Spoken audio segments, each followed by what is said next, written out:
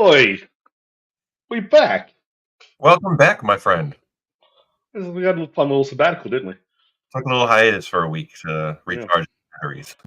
it was nice. But dude, fucking July's here. July Wild. is upon us. Like, can you believe it's been 7 months in We are 2024? past We're the halfway part. yeah. What the hell?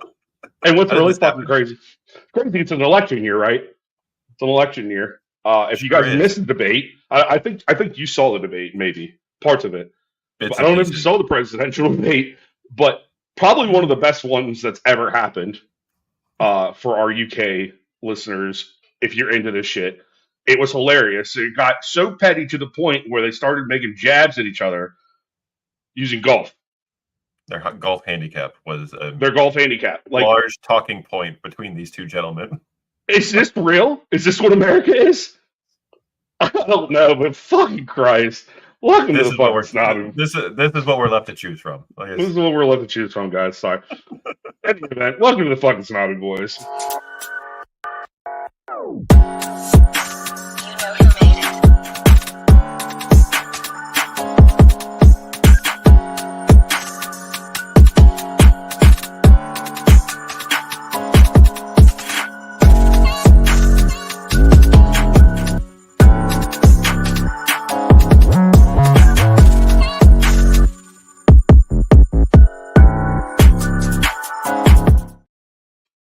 All right, everybody, welcome to the Snobby Boy Podcast.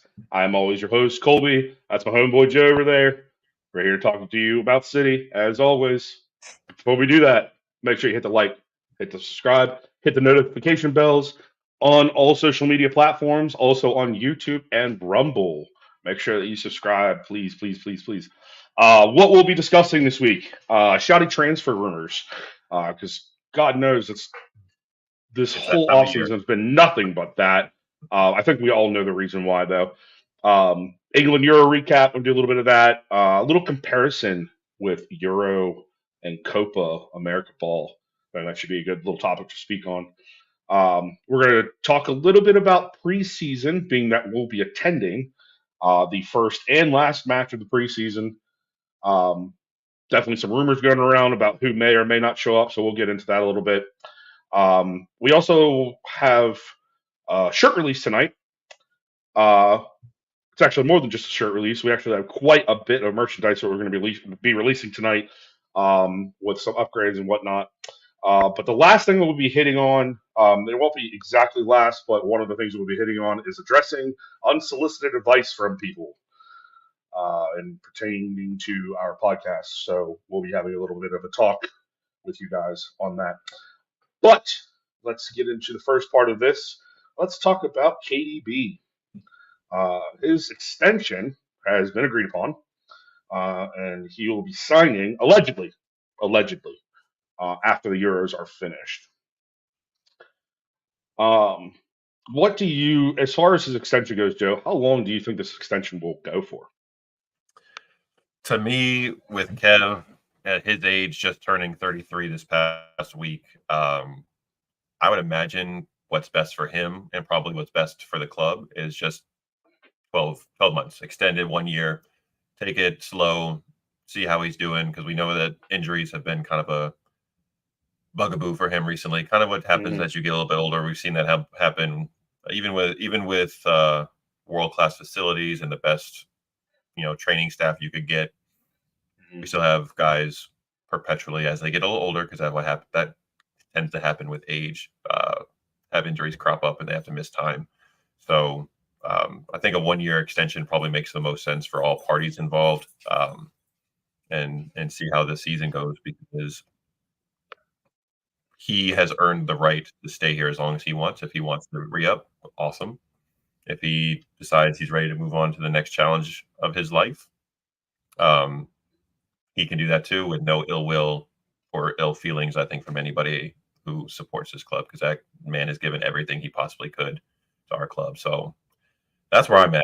I think probably just a 1 year extension. I think it's what's best for everybody. And I think they handle it moving forward, kind of like what Madrid has done with Luka Modric. He might not be a starter every single match, but he is probably going to come in change the pace of the match in the second half. Still start big games, but he's not somebody I think we need to run out there, against lower level tier table clubs when we can get him a break and to rest his legs, because what tends to happen with his injuries are all usually muscular. So we can preserve him as much as we can. Yeah. I think that's the model that we can utilize, is what Madrid's done with Luka. Well, it's funny that you're saying 12 months. One of the most recent news stories that I heard as far as rumors go in the transfer is Joshua Kimmich. He wants to come to City. It's been claimed that he has said that he wants to come to the club. However, his camp is not ready to make a commitment to City based on the fact that they do not know whether Pep will sign longer than 1 year. And if he ends up signing a longer contract, which I don't think a lot of us are anticipating to happen, that he will be more likely to sign with us. So could this play hand in hand?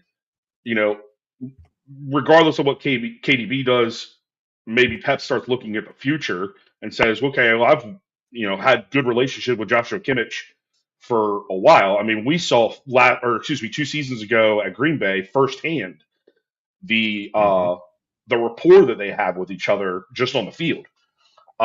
So I would like for it to go that way, where yes, we end up getting Kimmich. Where he fits in, we can discuss later on as we get a little bit more in depth of our knowledge of where he is in his contract talks, whether it's leaning towards staying with Bayern or coming over here to City. So we talked about that, and I put that in there. So you're talking about there's whispers of a 12-month extension beginning to circulate with Pep. Well, has this just become his MO for us until he decides to hang on? I hope not. I hope we get more than just a 1-year extension. And both him and the club have kind of continue to do this song and dance where it's, well, if they want me to stay, I'll stay. And they're like, well, we love you to stay. We want you to stay. We love you. Please stay. But if you want to leave, we understand, Mm-hmm. So it's like everybody's saying the right things and all the PC things, not to like lean one way or the other for anybody, to kind of leave the door open for whatever happens down the road. So it feels like both want the relationship to continue, but neither one wants to be the one to make like the first move. You know what I mean? They're both playing coy, where it's like, I want you, you want me, but I don't want to grab your butt first. You know what I mean? We're like the club's like putting their hand like in that mid to lower back region and waiting to like, am I gonna like? Should I put it in the friend zone region, or should I put it on the I want to touch it region? Yes. And both of them seem to be like waiting for the other one to make the first move in this situation. So that's an astute observation. I love it. I hope they both just get over it and grab some ass. Right. Please. Just do it. Just fucking do it. The rest of us all want him to stay. He got everything he could possibly want here. Just let's make it happen. Let's not. And like you said, it could go a long way in the recruitment process of new players. If they know Pep's here for another 2-3 years, they'll be more apt to be like, hey, I'm here. I'm ready to go. Yeah. Let's do this. Especially for someone like Kimmich. We've talked about him in the past on the podcast about somebody we both like for his fit, because he fits a need in 2 places. We need somebody to give a partnership and relief to Rodri when he needs a break. But based on what we've seen, and we'll talk about this in a little bit with the Euros, and his performance over the past year has been very up and down. We need some true competition and someone to maybe take the reins at that right back spot. And Kimmich has been playing that very well for Germany in the Euros currently. So he's got that positional versatility in places we need help in both locations. So I'm all in on getting him here ASAP. I'm sorry. Do we? I'm sorry. I feel like I lost you. Were we talking about Pep and then you started talking about Danny Olmo? I was talking about Kimmich. Okay. I was like, wait a minute, where do we go here? because you had mentioned, yeah, you with me now? Okay, good. I'm Yes, sorry. I got I went hung up off. on the butt. I got hung up on the butt talk. I'm sorry. It was just. That's on me. I derailed us a little bit with that one, but it was funny, and I felt like it would needed to be said. Well, But yes, in any event, we will be talking about Danny Olmo now. yes, scored a goal today. Lovely goal for Yes, he Spain did. in their beatdown of Georgia in the second half. Jesus Christ! Hey, you know what though? Just on a Euro kick for right now, and you saying that, I was actually very impressed with the way Georgia played, especially through the first half. They Hmm. looked and we'll talk about the England Slovakia match here in a little while, but they reminded me, or they what's the word I'm looking for? They mirrored each other in each match, and it was just a show of who wanted it more. Um, I felt like Georgia wanted it more in the beginning, and then once that first goal went in for Spain, it was kind of like it was done city. Hmm. It was an But that avalanche was once they hit that was that. an absolutely fantastic match. I really Hmm. enjoyed watching that Yeah, our one. boy So Olmo yep, go ahead. scored one. He's got reportedly a $60 million release clause in his contract that expires mid-July, so in about 2 weeks. The rumors circulating this week are we accelerated talks with that. Take that for what it is. With everything happening with the Euros, I don't know how much talks are actually happening at this point because Hmm. everybody's so hyper focused on what's going on there, and the players will probably have no clue about this. The agents might be working overtime because everybody's kind of Sure. in one location, so there's probably some back channel conversations happening there. But um, I like him as a player. I don't know. See if there's a fit for him and where he fits in with what we currently have in the midfield and out wide. If um, rumors are true about what we're doing with Savio and add him into the mix, we already and Bernie's not doesn't appear to be going anywhere either at this point. No. I don't know the fit for Danny right now because he plays a very similar role as Bernardo. He plays out wide and can fill in as like an attacking mid. And if Right. Kev's still here, Phil's still here, those two attacking, and Bernie can play there too. And you got Nunez on the off the bench still. Like we have a pretty well stocked area there. So I'm not sure if that 60 million is money well spent on a position that's not necessarily a dying need right now. Right. Yeah, that's not really when his name got brought up into the mix. I was kind of like, I don't really see where he fits currently with what we've got, especially with us not making any moves thus far. Not that any club has made any moves. I mean, we all understand that Euros is putting a huge damper on the transfer market right now. So, and until it's over, we won't know what's truly going on. And even more so, maybe not so more so, but even a bit of the Olympics behind coming in behind it. I mean, you got Hmm. to think there are still going to be some of these players who are going out and playing for their country. Julian Alvarez, prime example. Hmm. He will be playing for Argentina in the Olympics. As far as the older player goes, I don't really see a lot of the older players getting put into an Olympic side.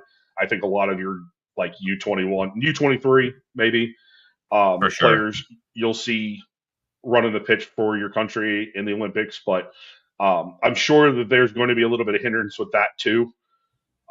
It's just a very awkward transfer window with having these competitions go on at the same time. Um, but yeah, Very busy summer. more very busy summer, but not busy all at the same time. Weird, Right? Yeah, absolutely weird, it's conundrum. absolutely weird. Bruno Guimaraes, his release clause has expired, giving Newcastle more control, but teams can negotiate lower prices than 100.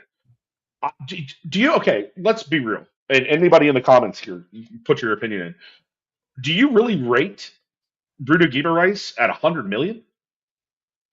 I, I, That's I can't. exactly why nobody touched that. I think because there's no shot. I think anybody's spending I that think kind that of is cash such on a him. fudge number. Like, I understand that he's probably your best player on that squad right now, and sure, you're trying to make some money up. But didn't you just have a new ownership group come in? Like, is money really a concern for you? Are you really trying to fuck your whole business up, your whole transfer market up by putting a high price tag on somebody like. I really can't see him going for any more than 55, 60. I think that's a sweet spot for him, and Yeah, I can't, again, with the rules in place as it is. I don't see a lot of clubs that are going to come in and splash that kind of cash on a no, player, let alone someone who hasn't proven that he is a surefire starter and star on a bigger right. club. Like Newcastle made it to the Champions League last year, but they crashed out, then finished pretty much mid-table this season. So it's not like he's, shown a lot on the club stage to be worth that kind of money. So it's like, sure, we might like him as a player, but we don't like him at that price. So now it's Newcastle has a little bit more say in things where he goes, and he might be able to help facilitate a move to where he'd like to go. But I don't think they're getting anywhere close to that 100 M's at this point. So Yeah. we'll And see again, what happens with him. There's a right. position he's in it. He is a player in a position we need, but maybe not at that price tag, because No. clearly we need someone to fill in Rodri's shoes when he's going to need a break, or sometimes partner him depending on the formation that Pep chooses to run out there. So I have this weird inkling, dude, that this summer I have a feeling that because of his body type and the way that he is built, I have a feeling that Pep is going to be looking to push Mateus Nunes back to the six and kind of be like a substitute for Rodri when he's not getting minutes. Mm-hmm. It, granted, yes, his attack when he's on the ball, when it's when it's made available for him, he can do good things with the ball. I know a lot of people consider him to be more of a squad player at this point, and rightfully so, just because of what he didn't exactly contribute on the times that he was on the pitch. But all to say, you have to look at it from a different perspective with him too.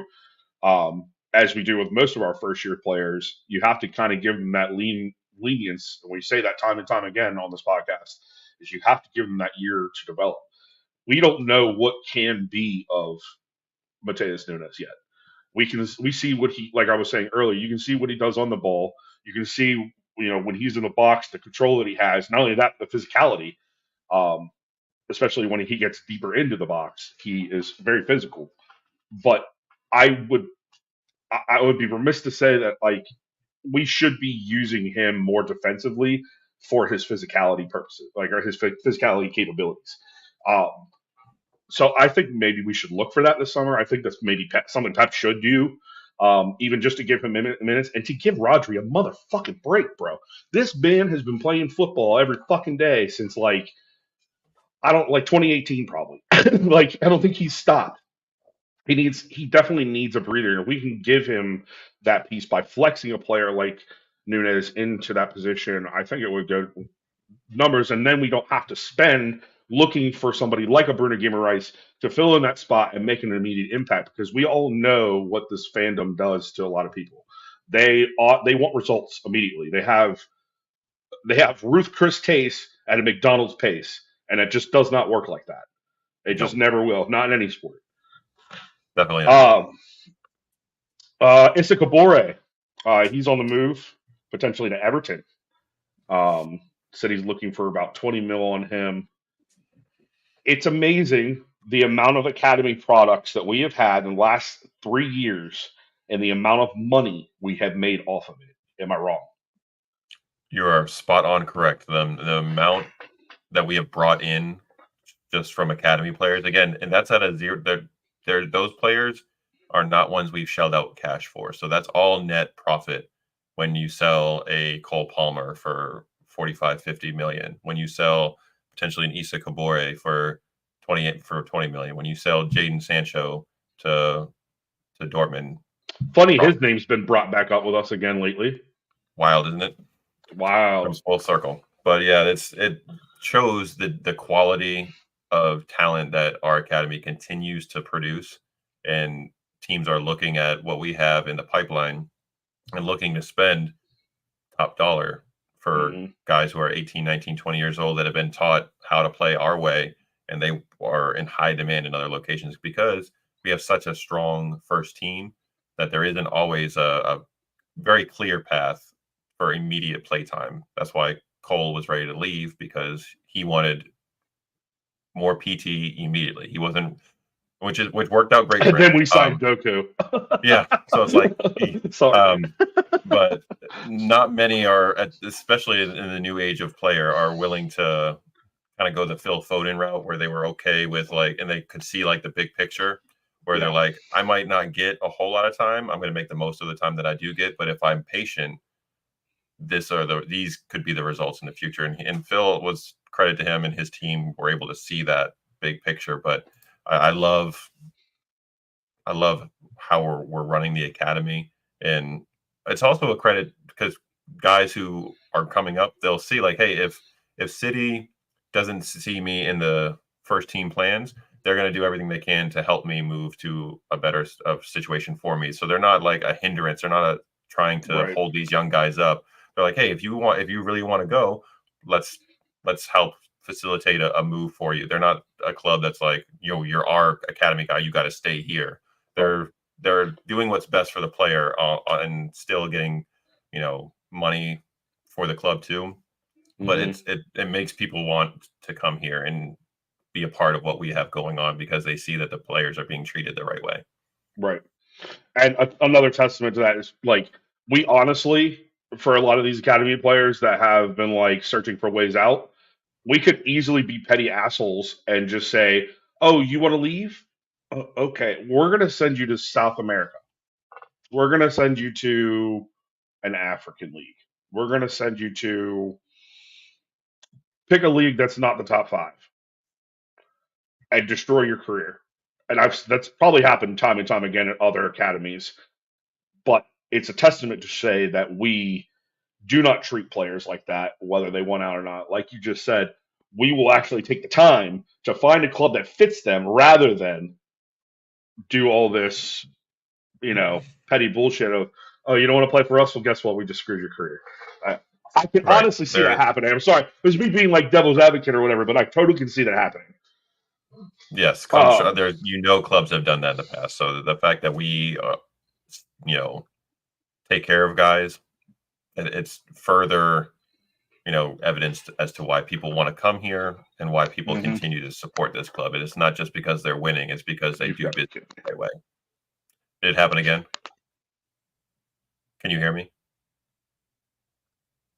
Yes, No, no, maybe stop it. so. Apologies, folks, if you're listening. This is we've had this situation with StreamYard in the past, where it has a problem with Colby's. Nope, nope, nope, nope. It was my fault. It was Oh, 100% my fault. I don't even know why the fuck it happened. Siri decided she wanted to talk to me on my fucking computer. So I lost literally the last 20 seconds of what you said. God damn Yeah, it, Siri. Max. God Goddamn Max. damn it. I'm gonna put my key. I should probably put my keyboard like way in front of me. Oh, Um. So sorry all, everybody. all good. Technical difficulties happen on live shows, but we roll the punches and we move forward. So we mentioned this name earlier, but Bernardo Silva's release Yep. clause is expiring, and expired this week per Fabrizio Romano, which means clubs will have to negotiate a different price tag. They can't just come in and activate that 50 million that was supposedly in his contract to leave. So right now, as it stands, 6:30 2024, he is looking like he's going to be a Man City player again, and for the foreseeable future. So I hope that's the case, and I hope that puts to bed this whole ongoing saga that we've had with him for the past 3 seasons, it seems like. She's So right. I I love wanna. him. I love the attitude he brings to the Yeah. club. I really just hope he stays and keeps doing what he's been doing for us. I want to throw a little shade at Fabrizio. Being that Mhm. he's recently been in our inbox. Uh, This is something true. he something that was said about Ederson and his potential of leaving for the Saudi Pro League. Where you been at, bro?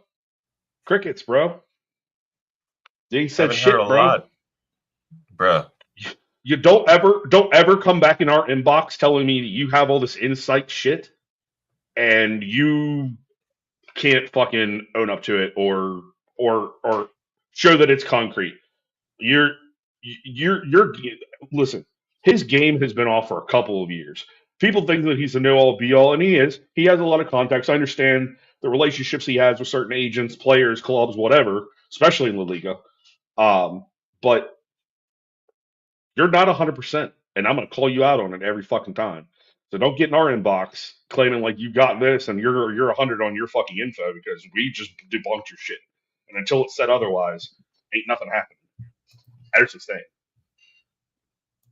Tactics.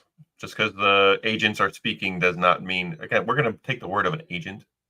Some of the most untruthful and group of people that you could get that are, which is fine because that's part of the job. Your job is to get the best price for your client. So there's a lot of misinformation that's going to be leaked out by said agents to do, get their clients what they need and what they want. So it is what it is. But like, let's not pretend like he's 100% leaving because the agents have been talking. Like that's just nonsense. Again, like you said, it's been super quiet since then. I haven't heard a thing about that anymore. So. I hope you die on your god complex when it comes to football, Fabrizio. I really do, because you're not God. Anyways, Sabio, another Brazilian. Sabio, another Brazilian. Sabio is not being loaned out. He's coming here. It was on the table that he actually would not be with the club until after the winter break, if I'm mistaken, right? That was the original reports where he was going to be loaned back out for like the first 6 months and then join us during the winter break. But that doesn't seem to be the case now, and he's performed very well in the Copa America for Brazil when he's not started, but when he's come on as a sub, he's been very impactful. I've been very, very impressed with what I've seen from him. He scored a goal at Brazil's last match. Looks very dynamic off that right wing, cutting in off of his left foot. I think him and Jack and/or Doku, the three of them will form a really nice wing.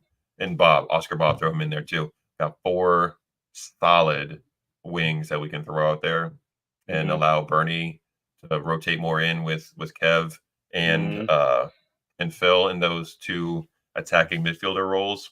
And with Bernie, he's so versatile. You could play him pretty much anywhere on the pitch, really, and he would be successful and whatnot. So I'm excited to have him to allow Bernie the flexibility not to just be posted up on that like right wing all the time. Yes, he is a very versatile player. I agree with you. He's been that since I started watching. But what I will say is that he does a lot better when he's back in the midfield.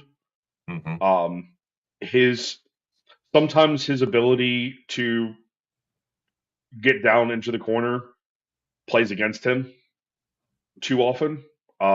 He's still fast, but he's not quite as fast as he was. He's more quick than fast now. Right. He's definitely, agility is his game, and that's what he really needs to harbor in on, is that, not so much the speed. I mean, yes, he has very good pace for a footballer, especially one of his age. Not that he's old, but like, he's small. He's not like, most fast runners, you look at like physicality types of Kyle Walker or even Holland, him being 6'4", you would think his long legs would project him a lot faster. Not always the case, as we have seen. But yeah, I like seeing him back more in the midfield, push back to the midfield, just because he can do so much just from that point. He can go switch himself up on the wing and pull somebody back into the midfield, and all that off ball movement and stuff like that. Like it just, now that we have younger people on the wing, or potentially with him coming in, depending on where Pep wants to put him, it's going to create a lot more chaos. I think chaos that we've been missing out wide. I think, and maybe this is just me getting a little bit convoluted with the fact that Jack is not in the England squad, because you can't forget him. So we got five, 6 wingers that we could potentially work out. I think that's great. I think honestly having that much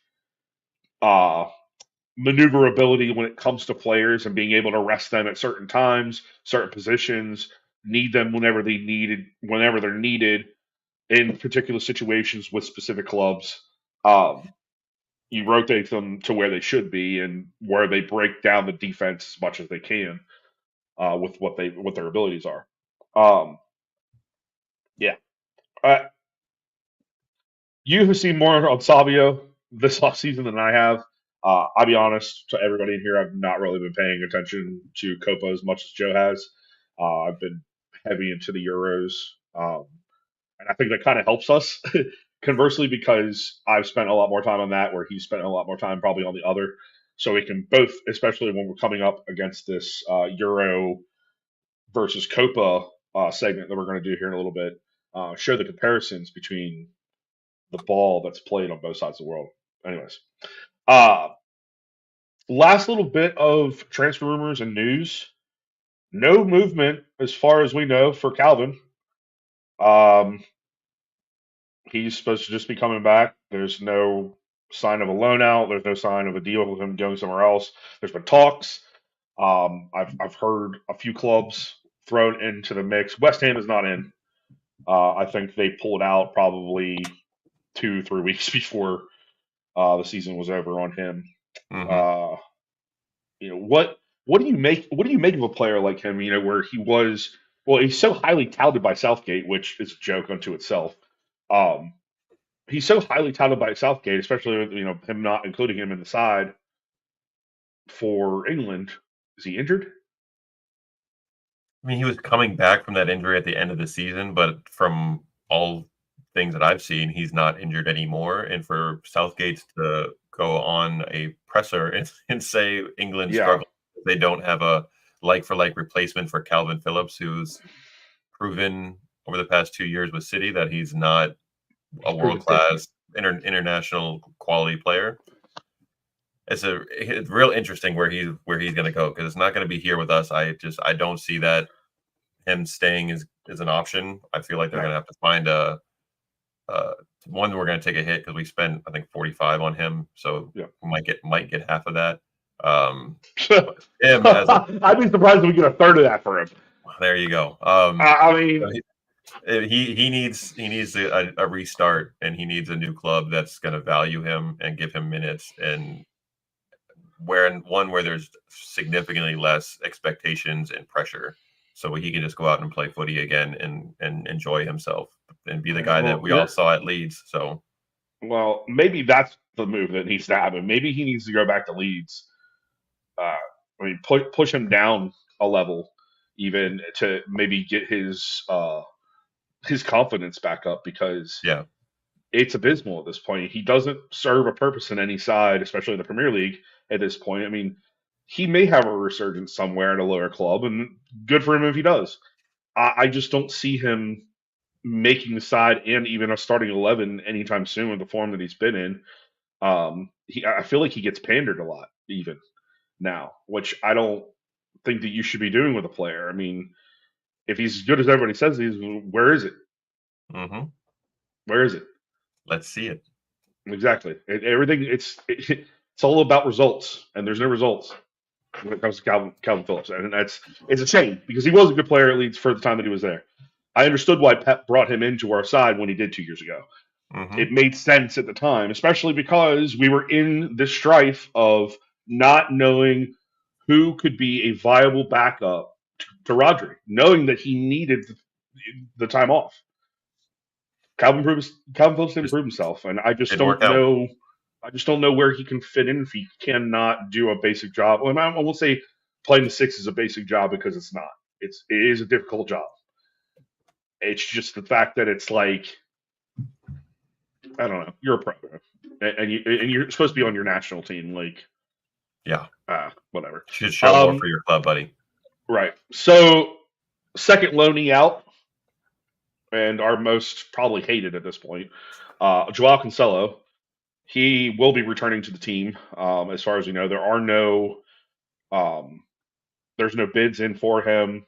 Barcelona want nothing to do with it at this point because obviously they They can't can fucking afford pay him. for shit. They literally are probably wiping their asses with stones in that fucking stadium because of what they can't afford. Mm-hmm. Yeah. Yeah. So I mean, if they're and like I said, there's no bids in for him. There's nobody that's really searching for Joao Cancelo. What do we do with him now? He's stuck in blue at this point. What do we do? Call up our friends over in Saudi Arabia and see if they want to I splash don't, some I don't cash think the for him. Saudi league wants him because of his fucking attitude. Yeah. Yeah. And Barcelona, that's pathetic. the loan ended today, I believe, is when it wrapped up. So once Euros are done, he'll be reporting back to us. It might be a situation until they find a resolution where he's just them and him mutually agree, like, just go train away from the club for right now, and we'll see what we can work on for you, kind of deal. Because I don't think anybody really wants him around the training room. The players, I mean, our Portuguese players obviously have a relationship with him outside of the club, but I don't think anybody's clamoring to. They really need to be the ones that get in his ass and be like, "Yo, listen, Joe, stop the bullshit. Quit being a little prima donna. Come back, do what you were doing with us 3 seasons ago, and we'll fucking run this table again." He is The that good. talent's there. The talent He is is there. that good, and I fully believe between in the this ears. guy. Exactly. It's his mentality. It's this holier than thou aura that he has about himself. It's bullshit, dude. Like you're a good player. I'm glad you understand that. But to be so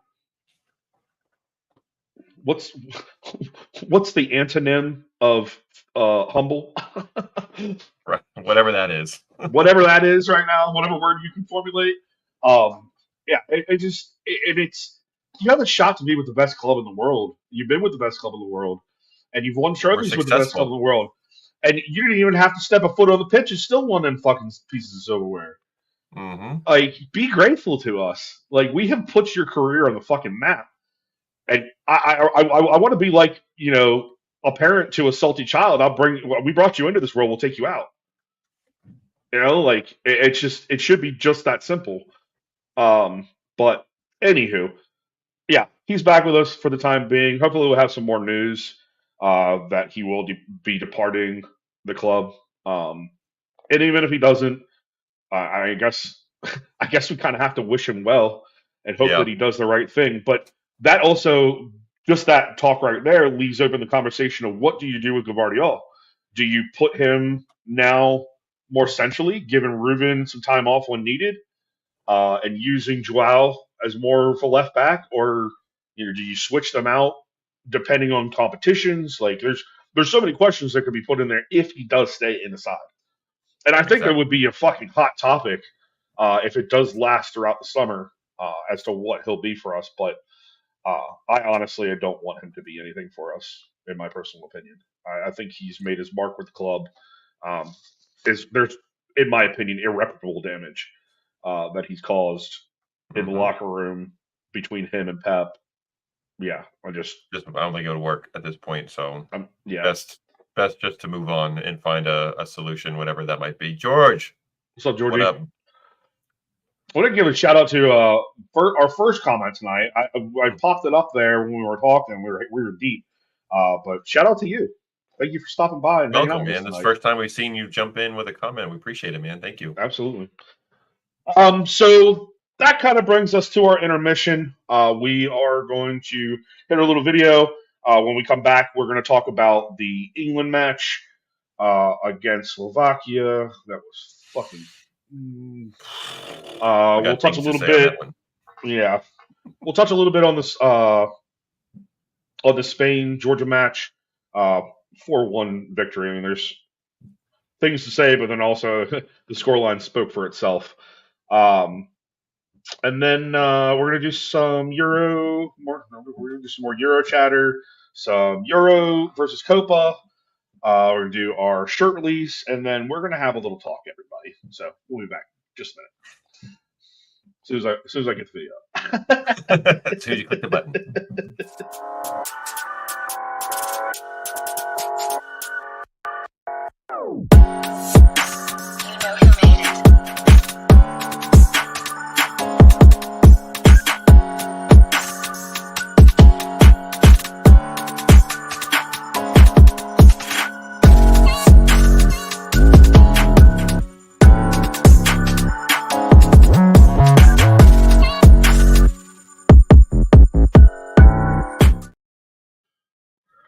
All right, everybody, welcome back. So England, but before we do that, make sure you hit the like, make sure you hit the subscribe, make sure you hit the notification bell if you're in here. If you're new, that would be great if you did that. Really help our numbers. We really appreciate that. We really appreciate comments, guys. You guys are in the comments. You're sitting in here. You want to talk shit? Please do. Talk all the shit you want. We'll just do it back. It's We're just here fun. for it. We're here for it. That's what we're here for. We're not the dickheads. We're the snobby boys. We'll say some snobby shit back to you, but you It's all understood what you fun. signed up. So it's what Yeah, exactly. You know what you signed up for when you walked in here. Okay. all fun. All right, let's get into some England news. Um, They not all progressed. shades. Not all shades. Let's pump the brakes on that word. I got some choice words for. I'm just gonna leave that there. Anyways, England advanced, I guess. England. I guess. Progress. They progressed. Guess. Fuck shit, man. What in the fucking fuck is all I've got to say. What the fuck? What is happening? First 15 minutes, 4 yellows. I mean, it was the way these refs have been in this competition, specifically Euros. I don't think I've seen as many free flowing cards in my life. Uh, I think we've Usually, become accustomed. I think we've become accustomed in the Premier League that we don't really see the ref engage into the match until about halfway, if not past halfway through. We're seeing cards in like 2 minutes, and that to me is just like yeah. And in this crazy. particular match, it seemed usually you throw a card out there to try to gain control of the match and to calm down like reckless challenges.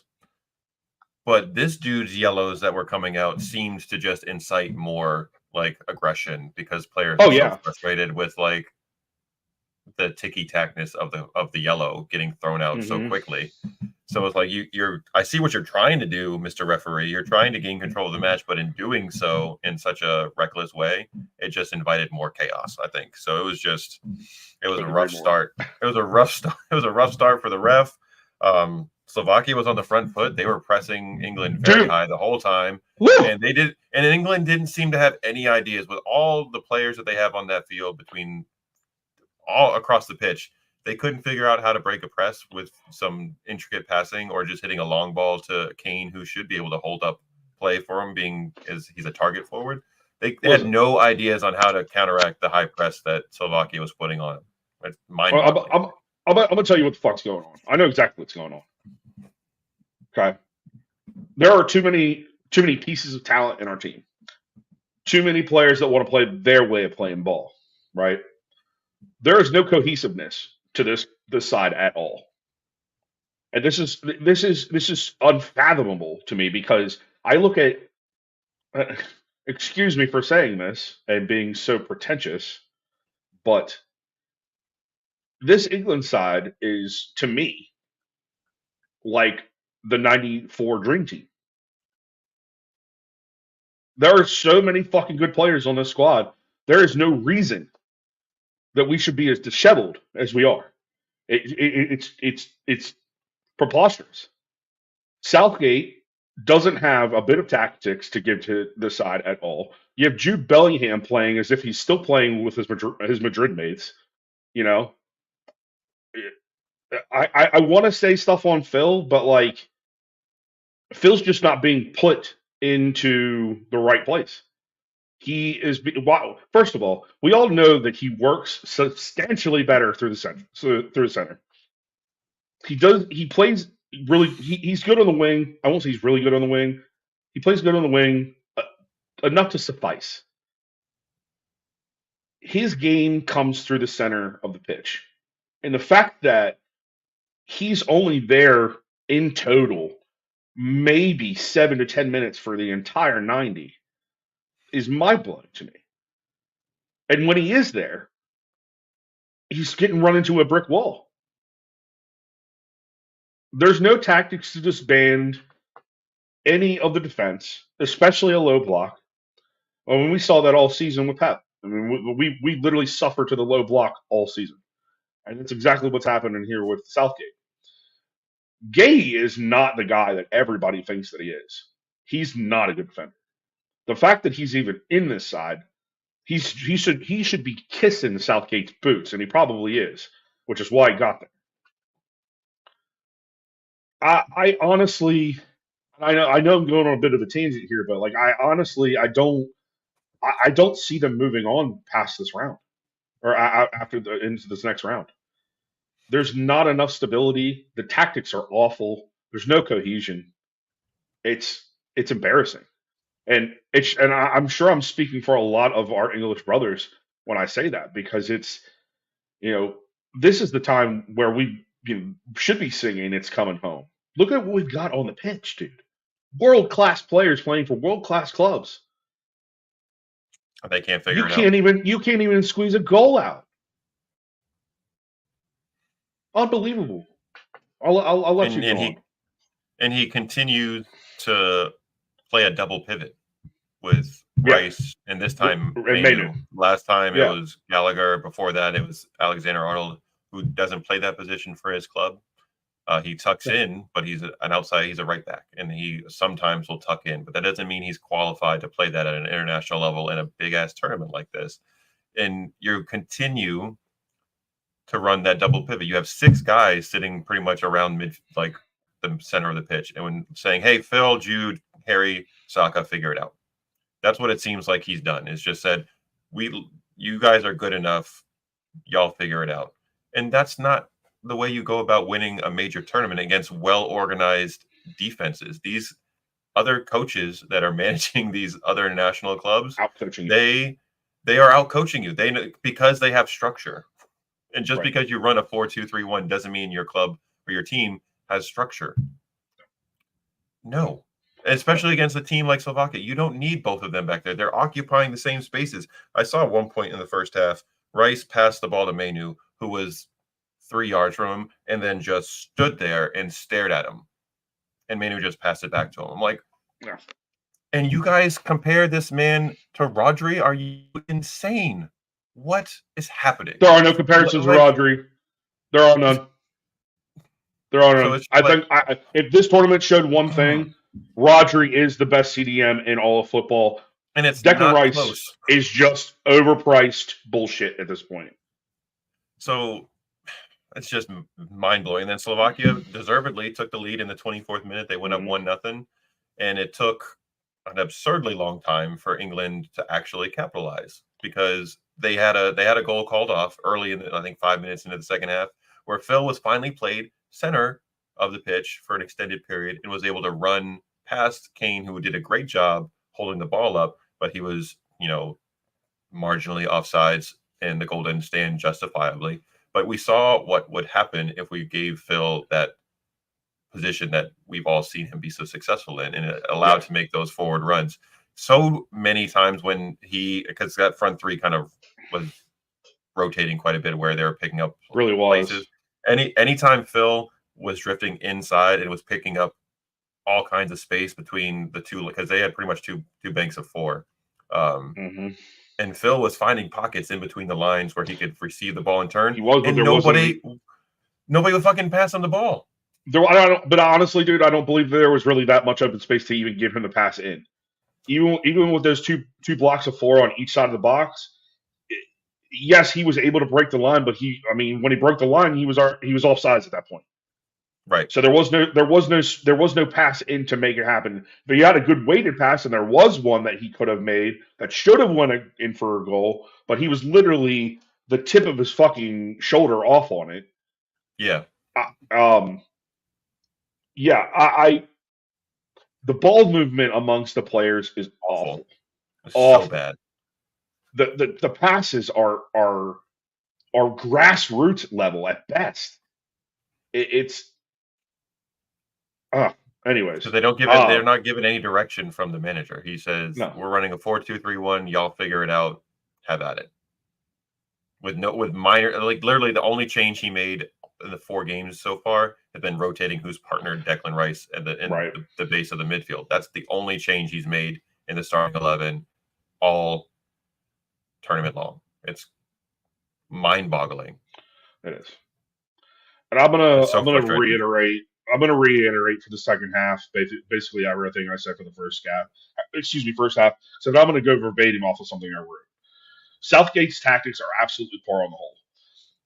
They play no strength to any player's style unless it's an inside volley to Bellingham in the box, which is right out of Ancelotti's playbook. Regardless of the equalizer goal and the extra time goal by Bellingham to send England on, it was completely disheveled. All of it. All of it was disheveled. Bellingham's shot was a living on a prayer shot, and I will stand by that. It was a beautiful one, but it was a living on a prayer shot. Pure luck. The fact that he still has yet to understand that Phil is a central player, speaking of Southgate, I just can't understand why you don't get that, dude. How are you literally going to watch the best fucking coach with the best fucking team play four of your fucking players and you play them out of order? I don't get it. You have a map. You have a blueprint on how to make the shit work, and you won't do it. And Makes more no often sense. than not, they have possession of the ball, and you don't need two sixes No. in that space. So drop one of the two of them. I don't care Push which one one of it is them at this point. into the attack. Mainu, Rice, hit one of them. Play Phil central next to Jude if you have to play him in the middle right there, and throw on somebody with pace on the other side of Saka, and at least you have a Right. little more balance there. But it Exactly. refuses to change system to fit how the flow of the game is going. It's just mind blowing. And again, it took him until the last round of the group stage to finally play probably your second, maybe the most informed attack player you have in Cole Palmer. You kept running Jared Bowen out there in group stage matches instead of Cole Palmer, who had one of the best seasons in recent English Premier League history, and you don't play him. When he and Phil obviously know how to play with each other in that kind of front three situation. They've done that before. They've proven that they know how to play off of one another. And what you're lacking is cohesiveness and a togetherness on how to like work with one another, but you don't put your two guys who have played with each other in club and know each other's game extremely well from all the years they played together on at the same time. So it's just okay, Jude Bellingham, right?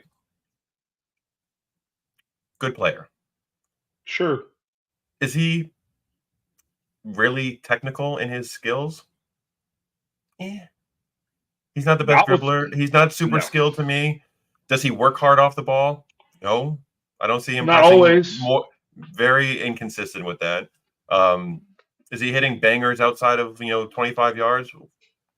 No, he's every once in so a like what? while. I don't get it. He makes one miraculous bicycle kick and he gets like man of the match and all the plaudits after a whole 90 minutes of very average play. All. Yes.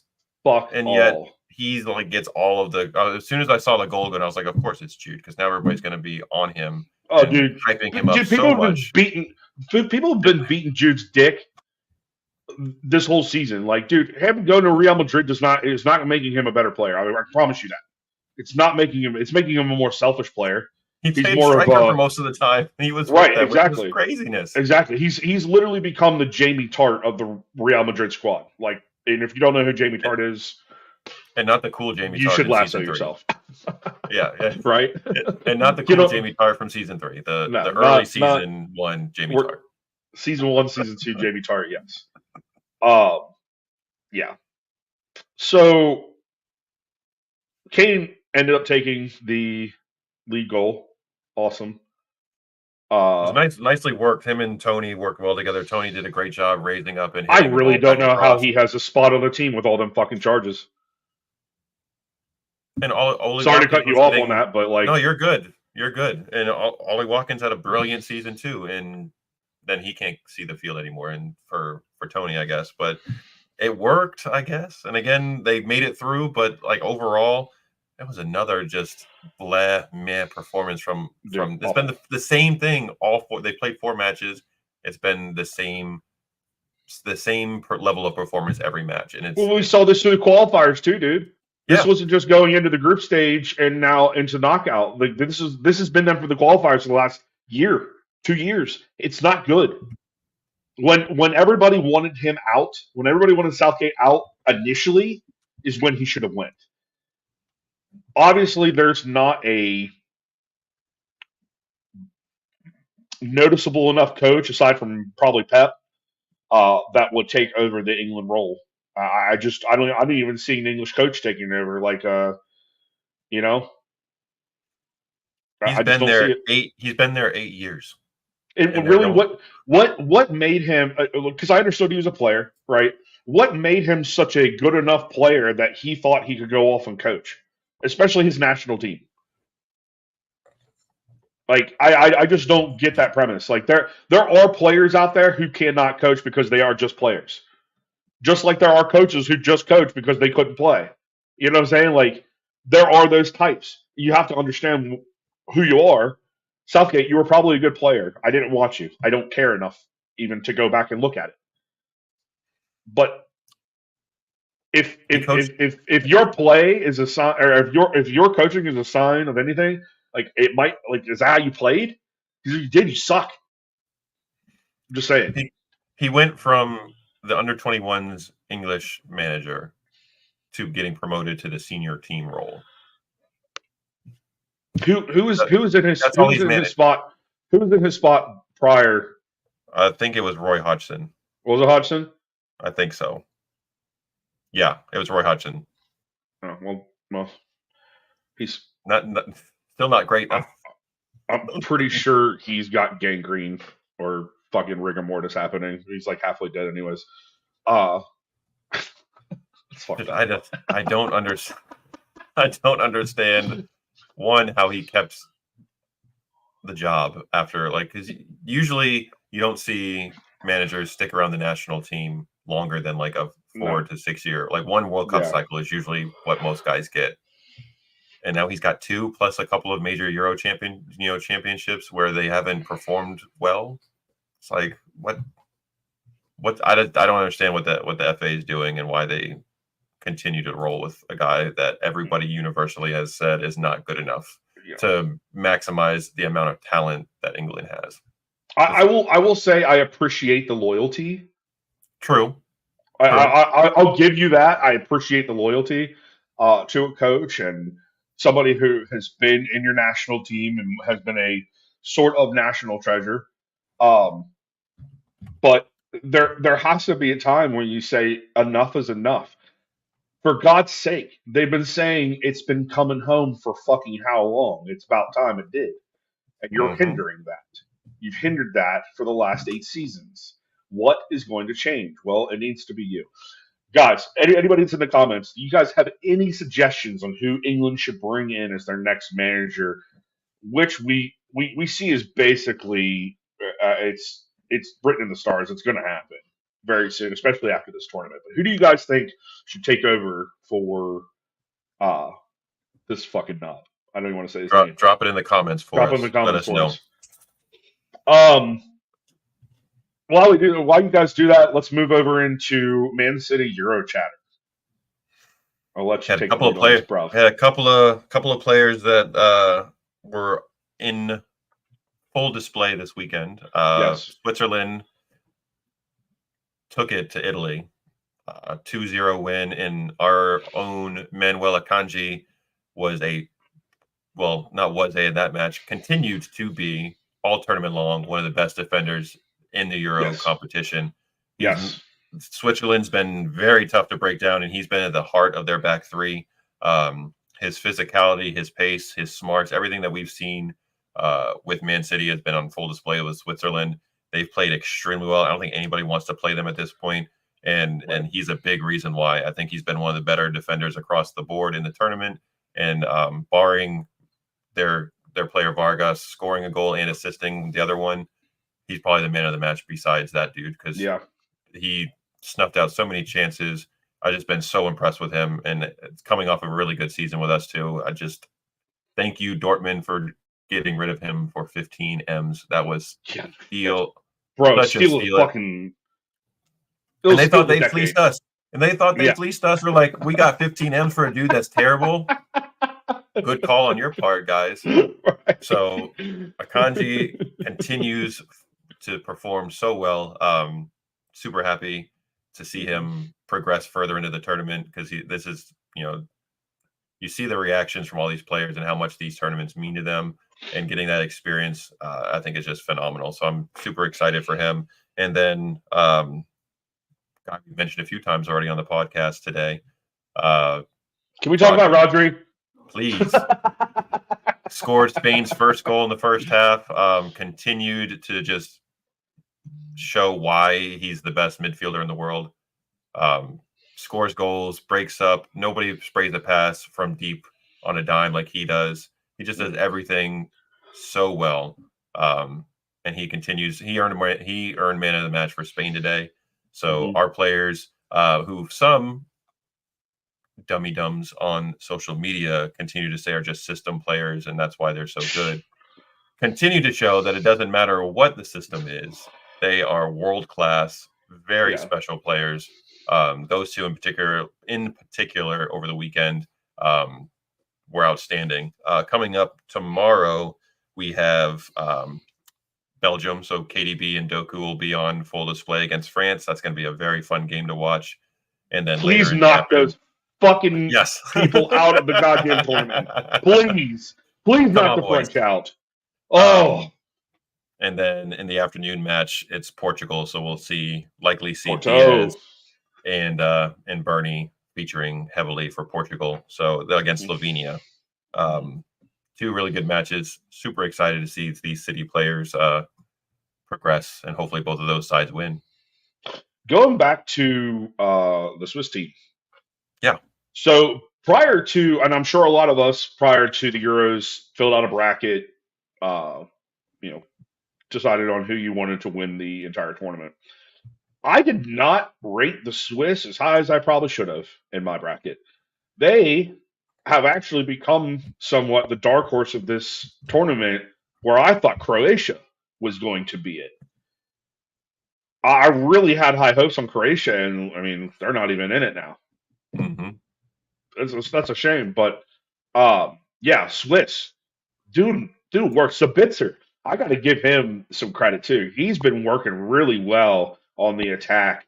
Not scoring a whole lot of goals, and that's not really what I'm talking about. I'm not talking about goal scoring here. I'm just talking about creating opportunities. That man has been creating opportunities for them in the box the entire tournament, and I honestly could not be more impressed with him as a player, because I did not rate him as high going into this tournament, and didn't think twice about him being anything for the Swiss. Christoph Baumgartner, I definitely did.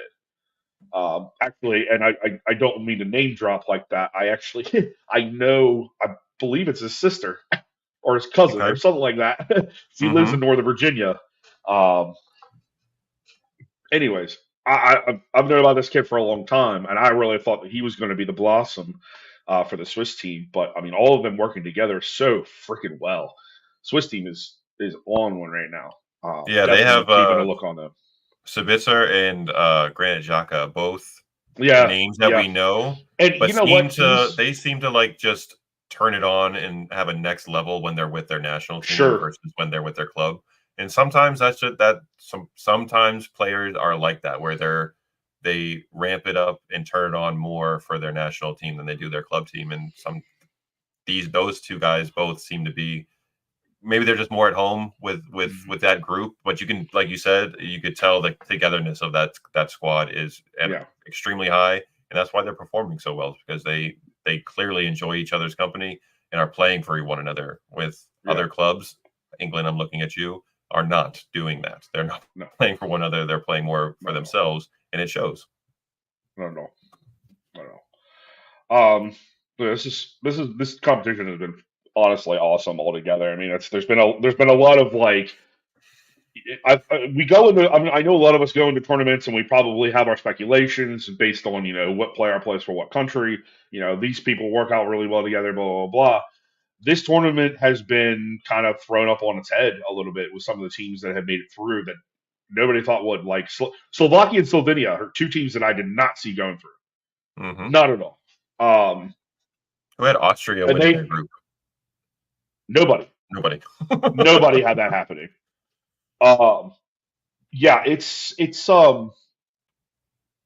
Yeah, it's just been a really fun fucking tournament. Yep. Um, let's get into that a little bit deeper though with Euros versus Copa. Um, as we said earlier in the podcast, I've been spending a lot more time watching Euros, where Joe's probably spent a lot more time watching Copa, and that's all based on schedules. Um, predominantly, it's based on schedules. Yep. Um, one of the things that Joe and I have come to terms on and agree with is the style of play from Euro to the Americas and how vastly different it is. Joe, let's elaborate on that a little bit more. What is one thing that you see that Euro players do over Copa players and vice versa? So what I've been noticing, because I've watched as much as I can of the Euros with like recording games and times and watching later on, but it's been especially on the weekends where we just sit and we watch the Euros in the morning, and then in the evening time we watch Copa, and seeing how much more the Euro clubs are possessing and building from the back and looking to, play neat 1-2 tidy passes and intricate, movement off the ball. Copa Mhm. is on a whole different level. It's direct, it's physical, it's like Very a direct. back like a back alley street fight at times between It these clubs. reminds. It kind of reminds you of cage ball mixed with like late 70s tactics. Yeah, Even, like you it, know what I mean? it it's some of these matchups that have happened between the CONCACAF and the Common Bowl clubs have Mm. just been outright street fights, and with the occasional soccer being thrown in. Some clubs, some like Argentina, Brazil, they'll play a little more of that possession style because they have the higher quality, technically gifted players. But some of these other clubs from Common Bowl and some of the CONCACAF teams, it's hit long balls, use our physicality, use our Yeah. pace, chase, and hopefully we get a free kick in a dangerous space that we can Right. whip some crosses in.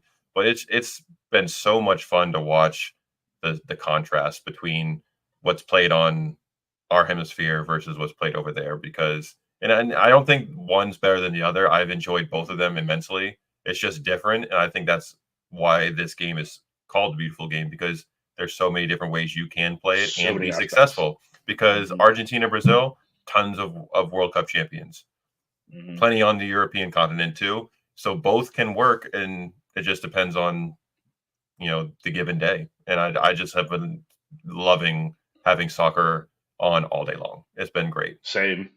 It's been awesome. Absolute same. I, I agree with everything you say there. There's nothing more colorful that I can put on top of that.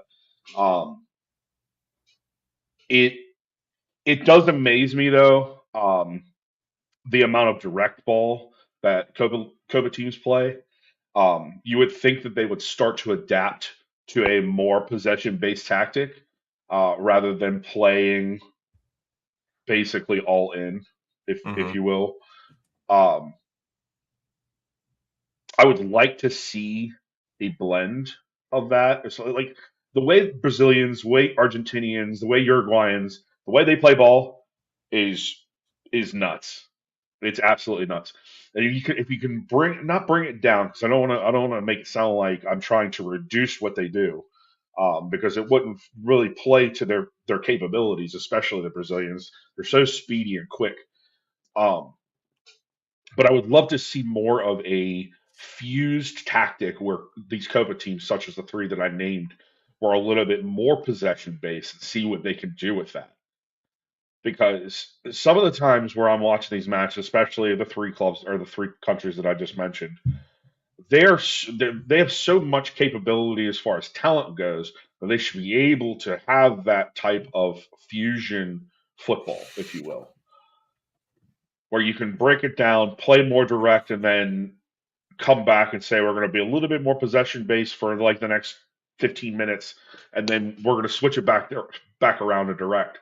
I see a lot more just constant direct football, Hmm. which is good, but also in my mind, it's a bit of a played out tactic because I already know what the fuck you're going to do. And All you're yeah, doing and is then launching. All you're doing is launching the ball down into my end. Thank you. Or your And end. those Thank you. three teams just have more technically gifted and talented players, so they can get away with that kind of stuff. Sure. And on this side, because teams like Ecuador, teams like Colombia. Venezuela, they Yeah. just don't have the depth of talent. They have some high end guys who are super Sure. talented playing at big clubs, but they don't have the quantity of high No. end talent to maybe do some of that. So the teams that you mentioned, even the U.S. is struggle bus as they can be at times, try to play that more possession style Hmm. of football, but it like I said, I think the fusion is great, and I think it throws a wrinkle in. But sometimes they just get sucked into playing Sure. the old school style football because the other team is also doing it, and I'm sure chirping at one another, and you get drawn into that like physical game, and your testosterone Especially, starts well, pumping. especially You're when they, like, right, especially when their counterattack is constantly working on you. And it's, yeah, yeah. I get it. I totally So get it. it's so much fun to watch. I'm learning a lot just from watching so many different styles of play and watching different players. It's Yeah. been That's been my favorite part about all this is just seeing the different styles. I'm very interested to see what happens tomorrow evening at 8 p.m. when the U.S. national team takes on Uruguay to hopefully advance in Copa. They need to match whatever Panama does against Bolivia. Bolivia's They the bottom cannot have feeder. a fucking match like they had against Panama. They Nope. certainly cannot because Nope. And Berhalter needs to fucking, he should be back on the hot seat. 100%, 1000% needs to be. What happened against Panama? He's out of not necessarily his fault because Weah lost his head, and Wait, and right off the bat, too. and Like, after that, you're kind of limited in what you can do tactically. But right. this has been it's the same stuff that keeps happening with this team. Yeah. There's no progression that's happened. We haven't seen them improve since his first day to now. It's just been much of the The same. only thing that has improved in that side is the relationship between Greg Berhalter and Giorena. That's it. And even at that, it's not It's made not that much of a perfect yet, difference. right? And I mean, finally he's playing Gio as a 10 and letting him roam, Right. and he's one of our more creative players and letting him do his thing in that spot instead of trying to force him into a holding role or making him play out wide as a wing. But it's just I'm ultra nervous for tomorrow night. You should be, because Uruguay is not. They're Uruguay is not great.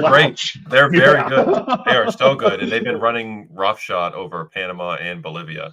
We're better Yeah. than both of those teams. Had we not been down to 10 men after 21 minutes against Panama, I think we win that game, not comfortably because we rarely do anything comfortably as a U.S. men's national team. Never have. But I think they win that game, and we're sitting in a much different scenario right now where it's we win and we get first place, or we lose and we get second place because it's already locked up. But now it's infinitely more difficult because Panama should beat Bolivia, so that means we would need to win against Uruguay, and that's not an easy task with the talent that they have. So we'll be fun to watch and will be exciting to see, but I'm not super optimistic right now. No, I love I'm not watching the either. men's national team because I enjoy the players, and I don't care for the manager. I'm not a Berhalter fan. I wish they would never have brought him back, but I That was a like mistake. A huge yeah, mistake. I like seeing the guys represent the country, and I appreciate the passion that they all have for the team and for each other and for the red, white, and blue. So we'll Well, see. I want to make a little point here. The fact I'm sure all of you who are watching, you see that what I'm wearing. I'm not exactly wearing my home colors. I am, but not. Uh, I I just want to clear some air. I don't disrespect my country. I just happen to not have ever cared for our program here because of, if you understand our backstory and why we do what we do and why we've gotten to the game and our perspectives on it to its T to the T, you'll understand where I'm coming from. Also, to the fact that I I took my genealogy test and I found out what I was, and I felt more and more compelled knowing what I know now to rep the Lions. So, if you're questioning me, that's why. Anyways, stupidness. Um, and slightly irrelevant, but I needed to say that. I just needed to throw the air out there. Just keeping it clear. Right. All Transparency right. out here. So, last little bit of what we're going to be talking about preseason here in America. City is coming to the States. They have, if you don't know, they have 4 dates where they will be playing preseason matches across the eastern seaboard of the United States. We will be going to 2 of them. The first match of the preseason in Cary, North Carolina, against Celtic, since apparently I said that wrong. Uh, I, every British person or Irish person I've ever met has told me to say Celtic, so I don't know who the fuck that was that corrected me a couple weeks ago, but I'll say it right for you this time, I guess. Celtic. We'll be heading down there for a little bit of family time, Mm-hmm. hang out with our kids. This will be their first city matches, so we're super excited for bringing them there. We certainly hope to link up with some people while we're there, shake some hands and whatnot. But honestly, we'll be paying a lot more attention to our families than trying to get out there and see everybody. But let's talk about the speculations around the traveling squad here to America. There has been quite a bit of talk and this is coming from a lot of our lads on X who don't believe that we'll be traveling with a very strong squad to preseason. Um, I have to disagree, and here's why. Yes, a lot of our players, our main players, are in this competition right now, in the Euro competition as well as the Copa America. Actually, Julian's the only one that's in Copa, right? Eddie's playing backup to Allison, but he's there, I didn't. I didn't. Yes, you're right. I forgot about but that. he's not heavily involved in matches. So Exactly. Um, so there's that. Jack, he has been not with the side through Euros, so he's been training. As far as we know, he's been training at Juventus. Uh, who else? Who else is not currently playing right now? the Uh, Norwegian meat shield, bro. there you go. There you go. Holland. Holland's not been playing. So I can definitely tell you that I expect all 3 of them to be with the club, getting into form for the season. I can definitely see them traveling. Um, the people I don't see traveling are semifinal and final players of each respective tournament, if they make it that far.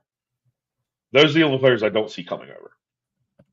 It was pertinent after this past season. Yes, we did win trophies. We won 3. We won the Club World Cup. We won the Premier League, or maybe it was just 2. Was it 2? 3. I feel like we won 3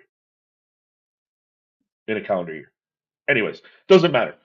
Coming off of that, coming off from behind a treble win, I can't imagine that Pep isn't going to want to get these guys back into form as soon as possible, especially after being in systems that do not do anything that he does.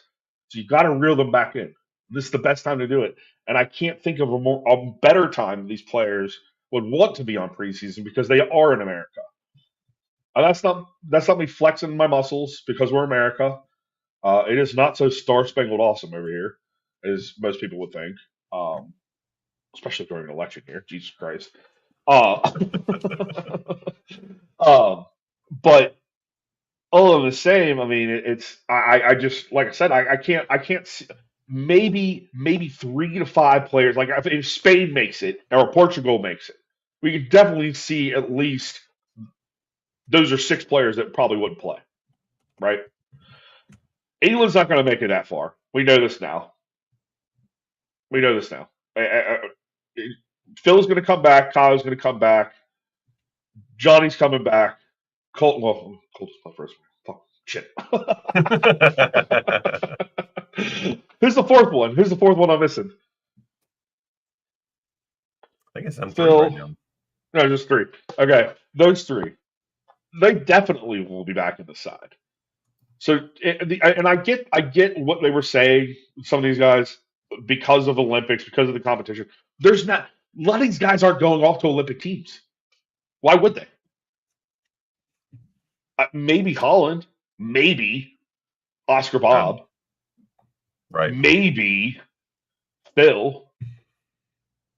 You know what I mean? But like, I just don't know. I don't fully agree with that assessment quite yet, just because I think that Citigroup understands what they're doing by bringing these players over here, and for people to spend the amount of money that they're spending this time around compared to 2 seasons ago and seasons before that, there's a certain level of expectation that we have of certain these players coming over, and I think Pep knows that.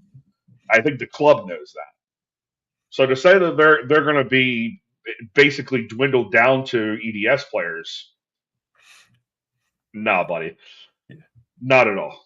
Yeah, especially the Chelsea match that we're going to in Ohio. That Yeah. is their final tune-up pretty much before the Yep. Community Shield. Yep. So you're going to want to have a good chunk of your first team players here. They might not get. I'm sure they're going to bring plenty of the young guys too to get that exposure, to get that the limelight. This is the first time that they're doing a 4 city stop Mm-hmm. on this side of the pond, and they're clearly trying to grow the City Football Group and just Man City's brand in the U.S. If you've tracked, they do those graphs of the United States and most, which state is following, what club. And Mm-hmm. 5 years ago, it was predominantly red. But if you look Yep. at it now, it's It is 50% a sky blue. Thea blue. Yeah. Well, So the DMV where we live, everybody, which is DC, Maryland, Virginia, if you don't know, we were, I believe, Virginia was an Arsenal state. DC, DC was either no. What was it? No, yeah, Arsenal. It was Virginia was Arsenal for a while, and then DC, I believe, was either La Liga or Real Madrid or Liverpool. It was I don't know. I honestly forget. Maryland's Maryland's was not City. no, It was not City. we made But now this significant whole area, headroad. Yep.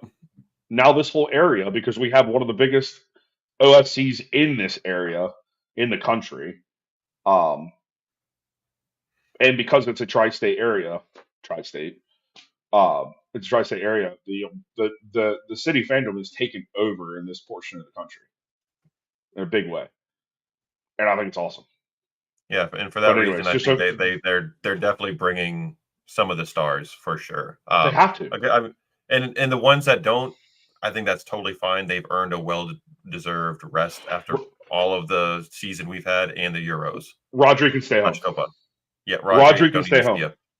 Listen, Don't I need to love see you. you, I would buddy. love to see you over here, and I know my kid would too, and I'm sure your girls would as well. But please stay home. We need you rested going in. You know what I mean? Yes, and we say rested, but they're staying in. They're staying in the nicest hotels possible. They're traveling first Yeah. class, but again, travel is not necessarily a restful experience, No, especially it's if you're not. going across time zones No. into new places you've never been. It's not a restful situation, even though most of them might not play more than 30, 45 minutes here and there. They're not resting like they would be if they were back home in Manchester or wherever they call home on the off season. It's a different ball game. So I hate when that comes up, when people are like, they have first class everything. They can travel. Like, it's no. I Like, don't give a fuck if I'm in first class or fucking economy. If I'm flying 8 fucking hours on a flight, I'm gonna be happy when I get off. I'm yes, hungry, I'm thirsty, and I want to go to bed. yes. So they deserve a break for sure. And whoever they bring across is going to be fun to watch. And I'm sure they're going to have big names out there to hype this thing up, because, like we've mentioned, they certainly want to grow the brand in the U.S. And this is a perfect opportunity with 4 different states that they're visiting, to continue to do that, especially leading up to next summer when the FIFA Club World Cup is being hosted here, and City will be here for that. So it's growing, and their influence is growing here. They just opened up that City shop in New York, right off of near Radio It's City only a Music Hall. pop-up shop, right? Yes. Okay. Yes. It's not going but to be with there the, that long. yes. But So nonetheless, it's in New York City. and Listen, that's drawing eyes. So I feel for anybody who's listening that's coming across the pond and they're going to one of the preseason games, and you're specifically going to the New York game, I'm sorry for you. You did not pick the right game. If in the future you would like to come to America for a preseason match, please let us know first that you're wanting to come over, and we will tell you we'll where to help you go. out. Yeah, because Ohio, and North Carolina they were the safest fucking moves.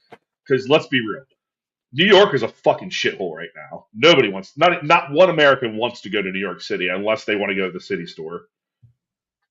Joe. I do.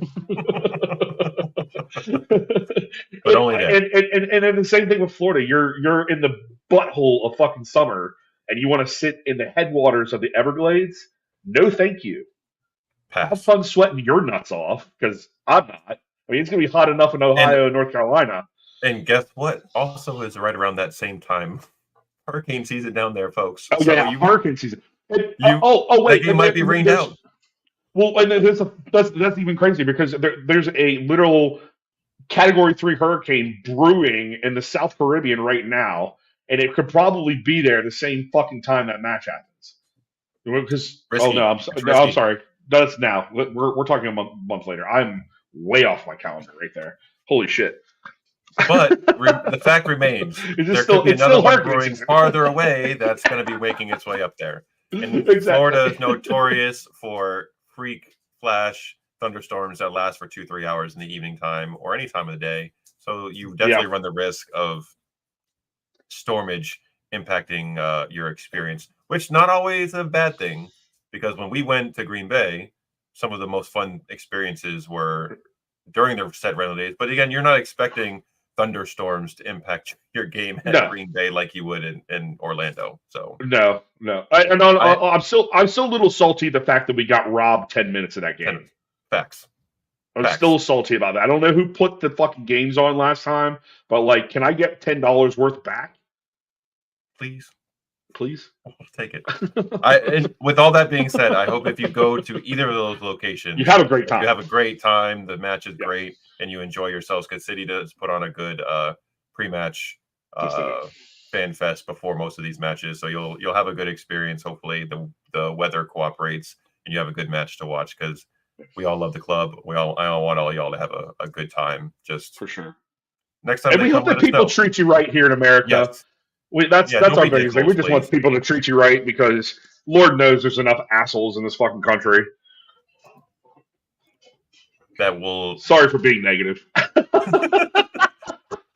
Hey, that's just truth, man. It is what it is. It is what it is. Prepare yourself accordingly. But again, hope that people treat you right and are nice to you, and you enjoy the experience when you come this way. If we have any Orlando goers in the comments or that have seen this and don't really know a lot about the area, are kind of looking for some things to do. Maybe you're taking a whole vacation and spending the week there in Orlando. If you guys have any questions about Orlando, I'm not trying to make myself sound like the fucking U.S. tour guide, but I was a flight attendant for a while. I did live in Florida, specifically Orlando, for a year of my life when I was like 18. So I know a lot of the area and where things are and what to do. So if you're looking for things to do, it's not Universal Studios or Disneyland, give your boy a shout. I'll throw you to a couple of good restaurants, a couple of nice places to see. Yeah, same thing in New York. I think I could probably help with New York. A couple of places I can tell you to eat. If you don't already know about them, you're looking for some good food while you're over here. There's tons of it, guys. Everybody who's coming over here, if you get the chance, take the fuck out. Try the local foods. Yes. Yeah. Do not go to fucking. Don't go to corporate restaurants. Please do not come over here and go to fucking TGI Fridays. Go find the shitty pizza place on the fucking corner or a sketchy looking Italian place in New York. That's the good food. I promise you. I know food. I'm a fat boy. Okay. Used to be a chef and a cook, so he knows what he's talking about with the food. For sure. For sure. If you're looking for something quick, man, you're on the Upper East Side, go over to Grace Papaya Hot Dogs, get yourself a dog with some kraut on it and a papaya drink. You'll thank me later. If you're on the East Side, you're going out of the city, stop by Castellketson, get yourself a pastrami. We'll be doing that when we go to New York. If you missed out on that, I don't. Sorry if you're paying $23 for a pastrami sandwich. I promise you, it's worth every penny, every single penny. Um, cool. So that kind of wraps up the preseason bit of this. We have a shirt release for you. Actually, we have a whole lot of merchandise that we have rustled up together for the coming season. Uh, we had we had in the plans to show somebody who has the very first of our first shirt that we'll be featuring tonight. However, I made a boo boo and I didn't put road at the end of said person's address, so it did not reach it to him in time to get a picture of him in it so you could see. However, we'll be getting that to you later. I won't tell you who it is. I'm going to leave you hanging on. I'm going to leave you hanging on to see who got the very first one. But without further ado, here's a little video we put together of our new releases. I'll get a little bit in detail with them after we show it to you. But till then, enjoy the little video we made. With the program, was for the gander. With the program, was for the man. With the program, some boy proud done. Turn off the program.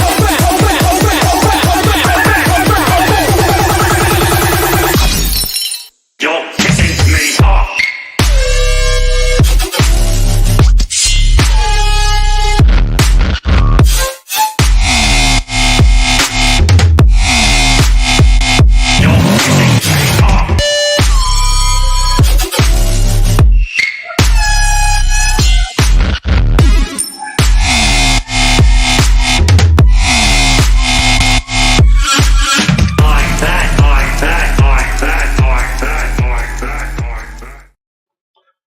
All right. So there's that. I hope you guys enjoyed what you saw. If you like our new shirts, we have the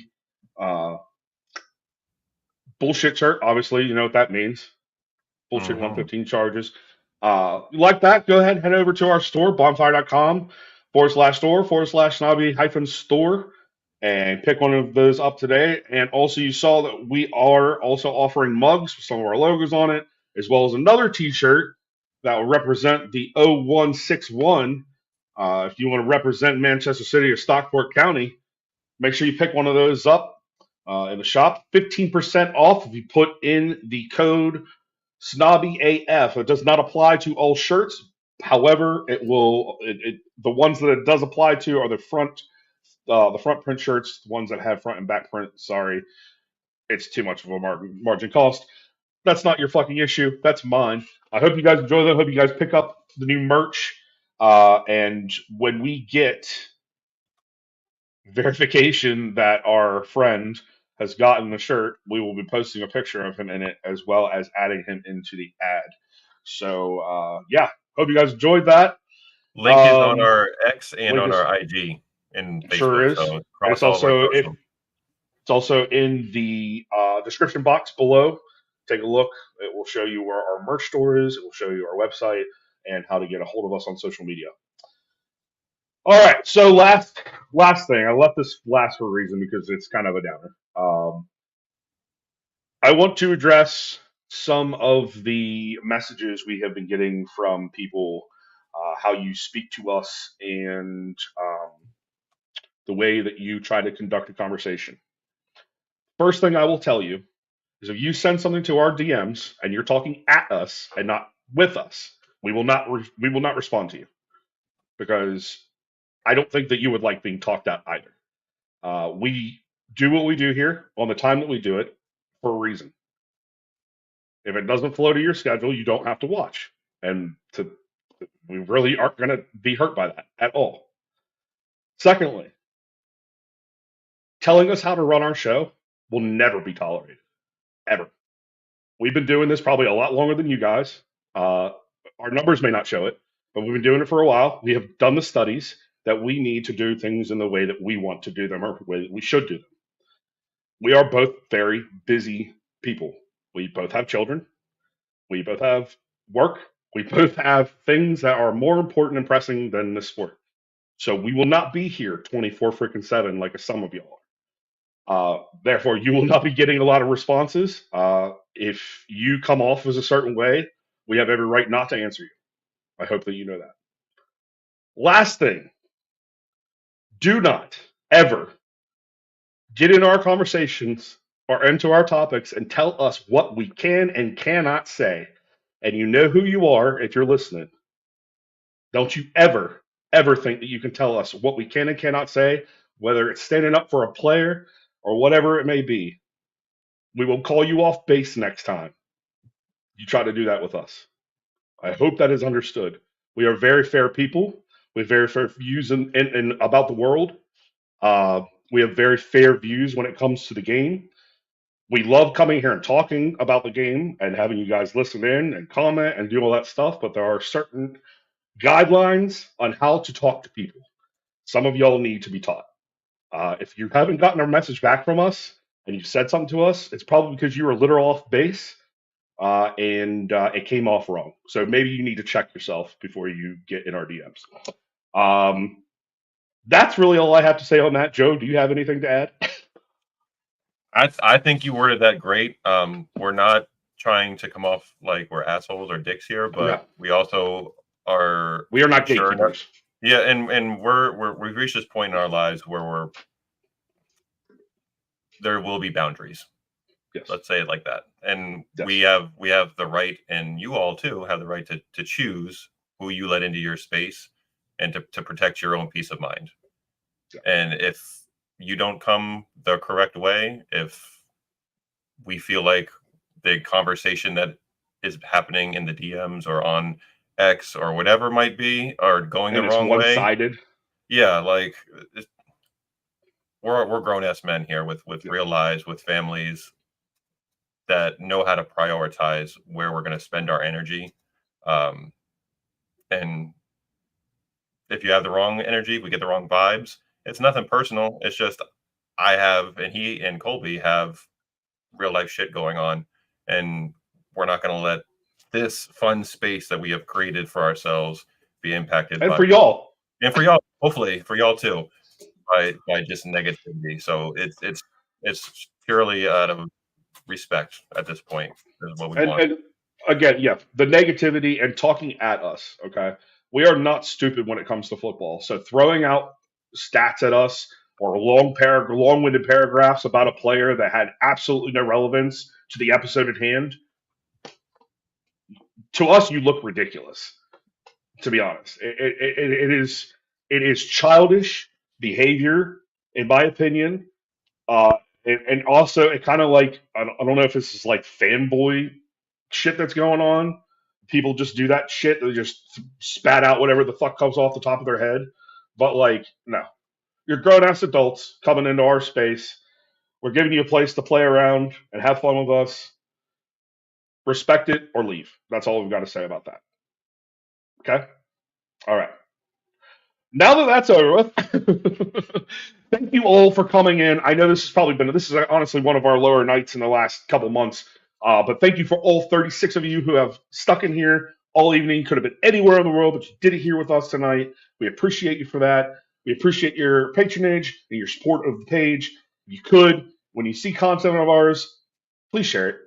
Get the word out. Tell people that we're here. A lot of people know that we're here, but not a lot of people are sharing our stuff. Don't know why. Don't I think we're pretty cool dudes, man. Yeah, we're pretty cool, man. I think we are. I ain't got nothing towards anybody. Those of you who continue to share, we greatly appreciate Yes. y'all. And anybody who's new that's jumped in, also greatly appreciate y'all. Those who've been rocking with us since the beginning, always appreciate, the support, the love, the comments, subscribing, all that good stuff. We're at 196, I think, of last checked on YouTube. We're only 4 away from 200, folks. Yep. If you want to help us boost those numbers a little bit, please do. Hit that button Share right with your now. friends. Hit it now. If you're watching and you haven't yet, do a little click for us. We appreciate you. Make sure you smash that like button too, man. That really helps us out a lot. During the episode, make sure you subscribe. Yeah, it goes miles. And honestly, guys, it's it doesn't go unnoticed. We see who is our follower and who is not. So all of you that are in there, we see who you are. We recognize who you are. We realize those that have been in there consistently, those who have not been there as consistently. We treat people accordingly. Let's make that clear. And I think that goes back to the previous statement we were talking about on how to speak with us. Yeah. So thank you guys again. We hope to see you next week. We'll definitely be back. I believe we actually have a guest next week. They're on a Saturday too. We're switching the On a day up Saturday. Oh a little yeah. bit. Sorry guys, we will be on Saturday next week, not Sunday. Little switch up on you guys. Go ahead and give them the juice on that. We are very excited to welcome on the boys at the Not in My Lifetime pod. Very excited to chat with those gentlemen. Get a nice panel of 5 going, chopping it up about City, the Euros, whatever conversations we want to chat about with them. Super excited. We've been linking up with them more on X and connecting a bit, and they've been super supportive of what we got going on over here. So excited to chat face to face via virtual screen with those guys on Saturday. Sure. And just enjoy. So please jump in with us, jump in the comments. When we start posting out our graphics here promoting next week's show, please go ahead and share that for us. All things we've said already. Please appreciate the support. And like Kobe said, it does not go unnoticed who does and does not. So, and listen, guys, appreciate y'all. For all of the unnoticing that goes on, we will be doing competition probably at the beginning of the season. Not a competition, but more so a thank you to our top guys, our top supporters, I should say. You want to be one of those people? You want to be a top supporter? We're going to be doing free merch for our top supporters. We want people to enjoy what we have and enjoy the fruits of our labor. So we're going to throw some merch at you. Yeah, get in there. We'll be doing that. Like I said, probably beginning of the season, doing out contests and giving out rewards to people for being here. Because, like I said, we greatly appreciate the support. I mean, without you guys, we aren't here. We're just people talking into a mic, looking at each other and saying, "Oh, yeah, that was cool." No. Couldn't do without you guys. So again, thank you very much. Make sure you hit the like. Make sure you hit the subscribe. Make sure you hit the notification bell to get all of the updates of when we're coming on and blah blah blah. Make sure you follow us on social media at SnobbyPod. If you are not somebody who regularly gets on YouTube and you're more of the conservative type, we are also on Rumble. So go over there and subscribe if you haven't already. Let's see. Yeah, thank you guys again. You guys are awesome for staying with us this whole time. I'm gonna leave you with a classic, I think. Yeah.